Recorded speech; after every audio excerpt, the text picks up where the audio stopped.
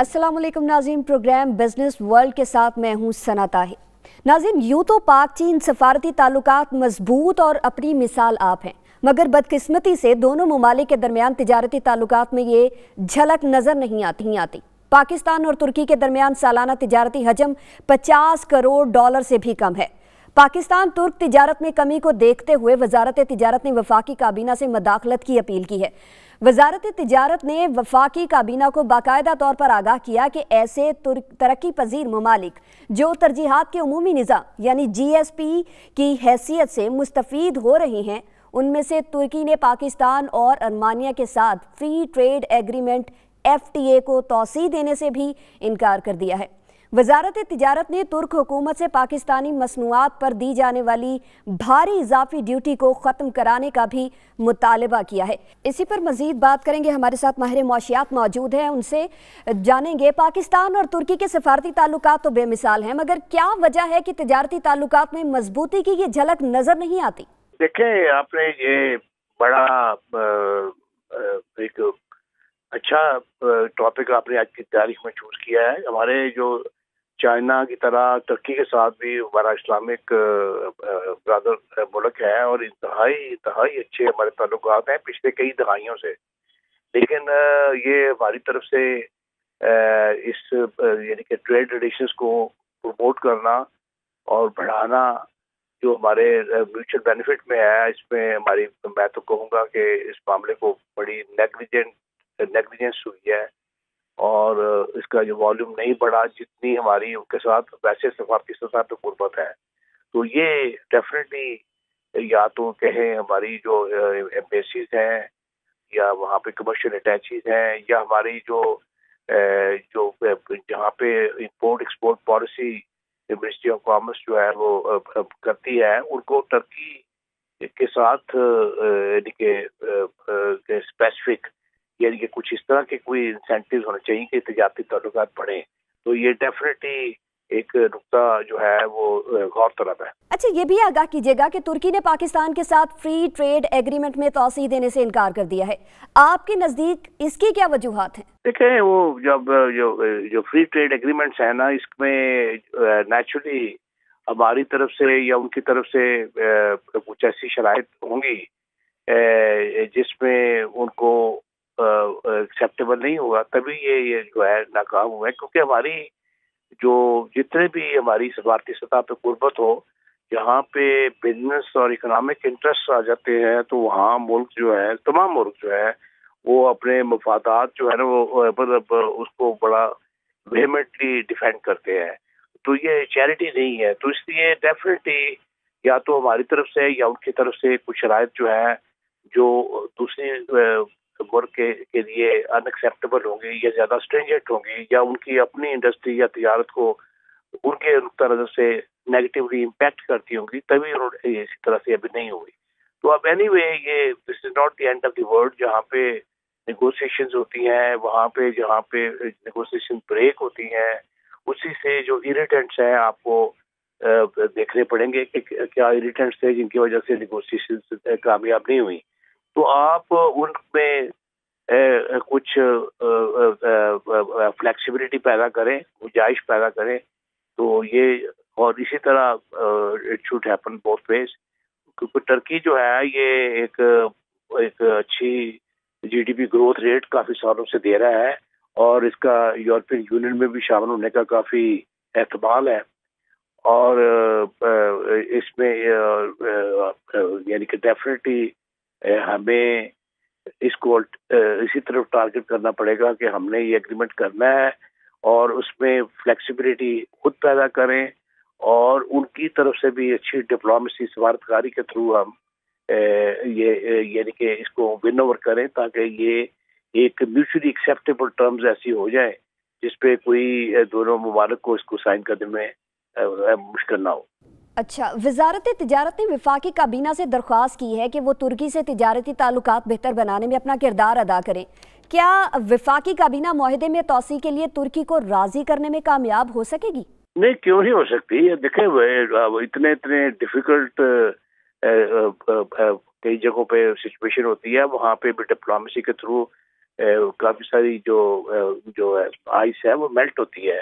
तो टर्की के साथ तो हमारे पास वैसे ही बड़े अच्छे मरासम हैं, लेकिन मैं फिर दोबारा ये कहूँगा कि हमें कोई भी मुल्क जो है वो जो अपने जो बिजनेस इंटरेस्ट है उनको वो फ्री में, ये चैरिटी में नहीं देगा, क्योंकि उसमें उसको इसलिए वो बड़ी उसका जो तासुर यानी कि उसका इस तरह होना चाहिए कि उसके अपने मुल्क के अंदर भी उनकी इंडस्ट्री को इम्पैक्ट ना हो, और मुल्क के अंदर भी जो जिस एनवायरनमेंट है उसमें भी उनकी एक्सेप्टेबिलिटी हो। और इसी तरह हमारे मुल्क में भी ऐसे ही है। तो ये एक थोड़ी सी समझ की और इसको रिकंसीडर की कलेक्टिव विजडम के थ्रू इसको मामले को एज सर नो इसको रिविजिट करना पड़ेगा। और इसमें ये नामुमकिनात में नहीं है, डेफिनेटली हो सकता, क्यों नहीं हो सकता। तुर्की में पाकिस्तानी बरामदात की कमी की एक वजह पाकिस्तानी मसनूआत पर भारी और इजाफी ड्यूटी का आयद होना है। इस ड्यूटी को कम करवाने के लिए पाकिस्तान को क्या इकदाम करने होंगे? देखिए, बात तो ये है ना कि हमारी जो बरामदात हैं वो तुर्की में तभी जाएंगी। पहले तो बात है हमें एक एक्सपोर्टेबल सरप्लस क्रिएट करना पड़ेगा। हमारी बरामदात ऐसी हों कि हमारे पास इतनी क्वांटिटी हो कि हम एक्सपोर्ट कर सकें। दूसरी बात है क्वालिटी, और एक कॉस्ट इफेक्टिव तरीके से क्वालिटी प्रोडक्ट को बेचना। और नेचुरली आपने देखा है कि पीछे हमारी जो एनर्जी के शॉर्टेजेस थी, तो हमारी इंडस्ट्री जो है उसमें उनकी प्रोडक्शन भी इम्पैक्टेड थी, और उसके नाम क्या है, उसकी कॉस्ट भी ज़्यादा थी। अब इसीलिए जो नए बिजली के मंसूबे पड़ रहे हैं, जिसमें एक बिजली की रेगुलर सप्लाई के अलावा बिजली को सस्ता करना इन कॉस्ट इफेक्टिव तरीके से, और अपने जो गवर्नमेंट के भी जितने टैक्सेस हैं उनको रैशनलाइज करना, कि ताकि हम जो है एक अपने जो कंपेटिटर्स हैं उनके सामने हम एक कॉस्ट इफेक्टिव तरीके से उनसे कम्पीट कर सके। तो ये हमारे लिए एक चैलेंज होगा। तो इसलिए जो टैक्सेस हैं उनको रैशनलाइज करना, अगर आप रैशनलाइज नहीं करेंगे, हम नॉन कंपैरेटिव होंगे, हमारी एक्सपोर्ट्स जो है इम्पैक्टेड रहेंगी। और आपने देख ही लिया है कि हमारी टोटल एक्सपोर्ट्स जो हैं उनमें पिछले 2-3 सालों में खासी कमी आई है, और जबकि हमारे मुल्क के फॉरेन एक्सचेंज करेंसी के रिजर्व्स हैं उनमें भी कमी आ रही है। और उनका जो सबसे आसान तरीका है वो है अपने एक्सपोर्ट्स को बढ़ाना। ये एक सस्टेनेबल है, उससे करेंसी की स्टेबिलिटी भी आएगी और इस वजह से भी जरूरी है। तो इसलिए टर्की के साथ ये हमें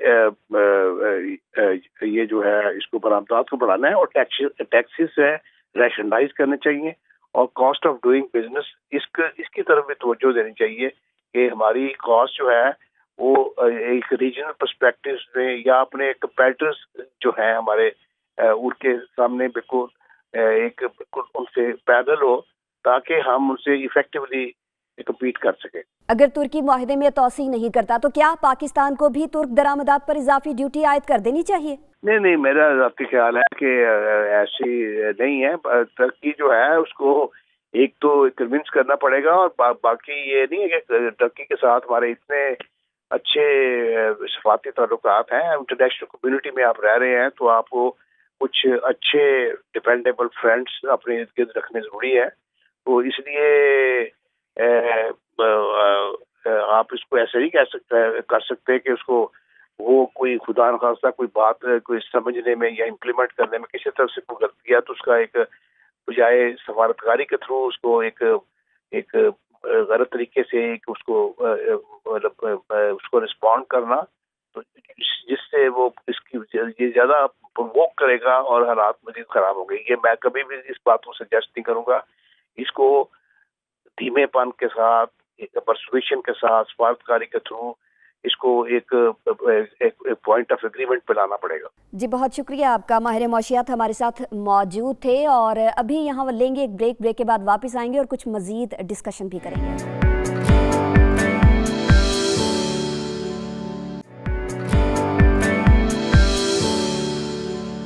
ब्रेक के बाद एक बार फिर से खुशामदीद। अगली खबर शामिल करेंगे। पाकिस्तान में तवानाई के शोबे में गर्दिशी कर्जे अंदाजे से कई गुना ज्यादा हो गए हैं, और नवंबर 2017 के इख्तिताम तक ये 922 अरब रुपए तक पहुंच गए थे।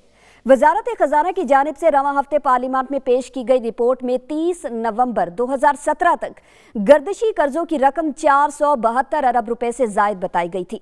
ताहम रिपोर्ट में पावर होल्डिंग प्राइवेट लिमिटेड से मुतालिक 450 अरब रुपए के कर्जों के बारे में तफसीलात नहीं बताई गई हैं। इसी हवाले से माहिर मौशियात हमारे साथ मौजूद हैं, उन्हीं से बात करेंगे।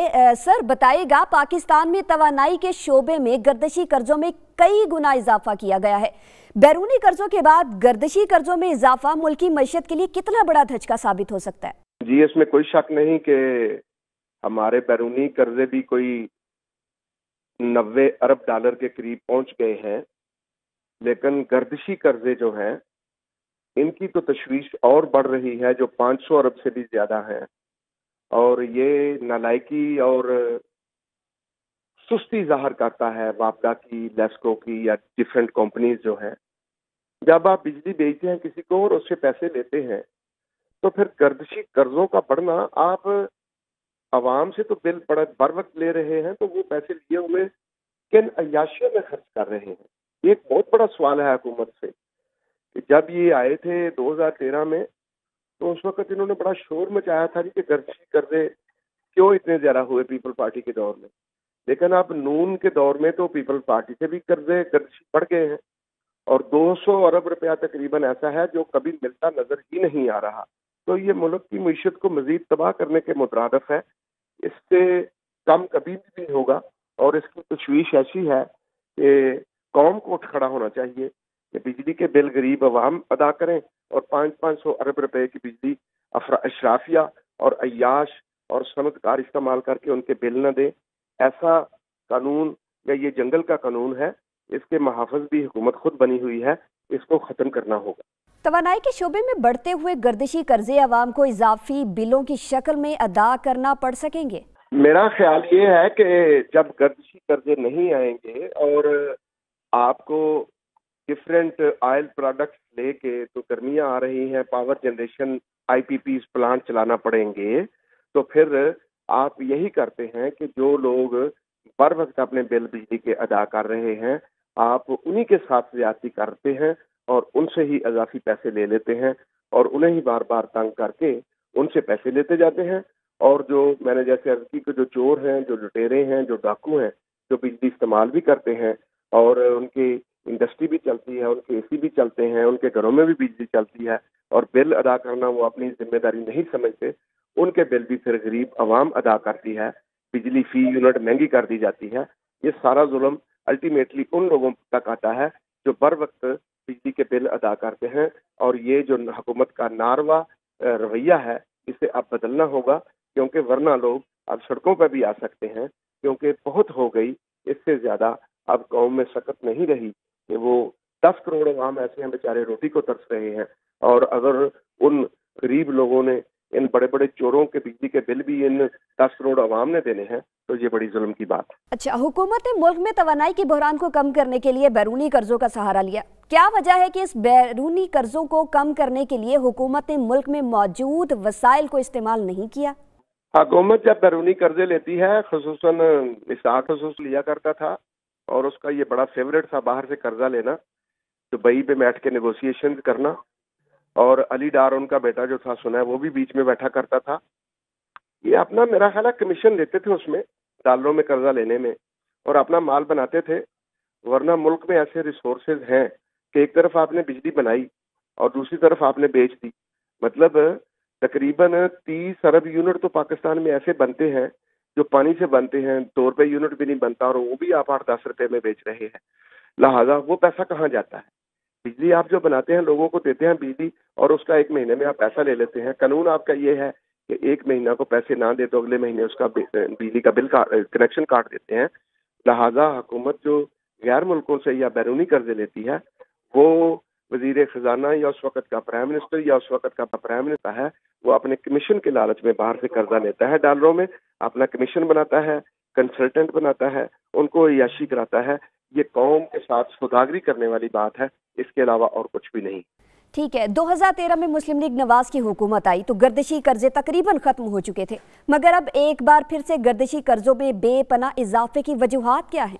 बेहतर तो ये था कि जब वो उस वक्त जीरो कर दिया तो आज फिर कोई भी ना होता कर्जा। گویا یہ مسلم لیگ نون حکومت کی پھر ناکامی ہے اپنے دور میں کہ گردشی قرضہ پھر 500 ارب تک پہنچ گیا ہے، اور اپنوں کے پیسے ہوں گے تو ادا کر دیں گے، اس میں کمیشن کھائیں گے۔ اگر کسی اس بندے کا پیسہ ہوگا کہ جس نے بجلی پیدا کی اور ان کو بیچی اور اس کی وہ خون پسینے کی کمائی ہے، تو اس کو یہ پیسہ ادا کرنا اپنا حق ہی، اپنا فرض ہی نہیں سمجھتے، جو ظلم ہے اور زیادتی کے مترادف ہے۔ جی بہت شکریہ، ماہر معاشیات ہمارے ساتھ موجود تھے اور اپنا تجزیہ دے رہے تھے۔ اس کے ساتھ ہی ہمارے پروگرام کا وقت یہاں پر ختم ہوا ہے، کل پھر حاضر ہوں گے۔ اللہ حافظ۔